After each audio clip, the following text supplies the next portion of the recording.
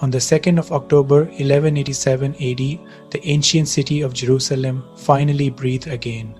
For nearly a century, the holy city had endured oppression, but now its gates were opened to all faiths. The Christian Crusaders were allowed to depart safely with their belongings intact, a moment of peace after decades of bloodshed.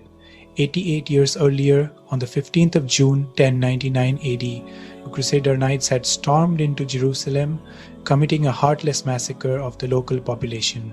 Muslims, Jews, none were spared. Under Crusader rule, people of other faiths were banned.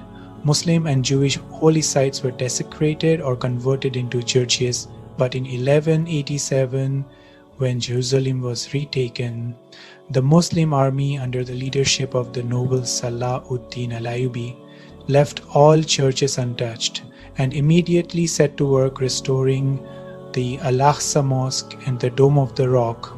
Saladin, known as Saladin in the West, remains a rare figure in history, admired both in the Muslim world and by his former European foe. Born in 1137 AD to a Kurdish family in Tikrit, present-day Iraq, Saladin came into the world at one of the most critical times in Muslim and Christian history. Decades earlier, the First Crusade had been launched after fiery speeches by Pope Urban II in 1095, where Muslims were demonized as an accursed race accused of plundering churches and torturing Christians in the Holy Land. Rallied by religious fervor, armies from across Europe marched to seize Jerusalem, establishing the so-called Kingdom of Jerusalem along the Mediterranean coast. But at that time, the Muslim world was deeply divided, fragmented into countless states led by local kings and sultans. However, leaders like Imad-ud-Din Zaini and his son, the visionary Nur-ud-Din, sought to unite the Muslim lands and liberate the holy city. Nur-ud-Din's greatest achievement was the unification of Egypt with Damascus, Aleppo, Edessa, and Mosul, forming a strong front against the Crusaders. It was upon this foundation that Salah-ud-Din rose to the occasion, becoming vizier of Egypt at just 32, and later the rightful heir to Nur-ud-Din's vision. In 1187, Salah-ud-Din's disciplined army achieved a decisive victory at the Battle of Hattin, leaving Jerusalem completely vulnerable. But what followed was not vengeance but generosity.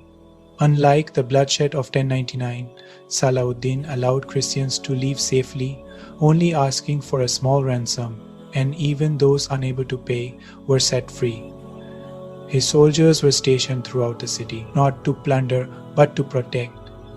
Salah-ud-Din was not driven by greed or revenge, but by a noble vision of justice and peace. He passed away in 1192 at the age of 55, leaving behind no palaces, no treasures, only a legacy of honor. His advisor, Ibn Shaddad, expressed his grief with words that still echo through time. I had heard some say that if they could bring their loved ones back by giving their own lives, they would do so. I always thought this was poetic exaggeration until today, for if Salah-ud-Din's life could have been bought, we would have paid for it with our own. The story of Salah-ud-Din reminds us that even in the darkest of times, nobility, justice, and compassion can still triumph. If you enjoyed this story and want to discover more forgotten chapters of history, don't forget to like, share, and subscribe to Islamic Knowledge.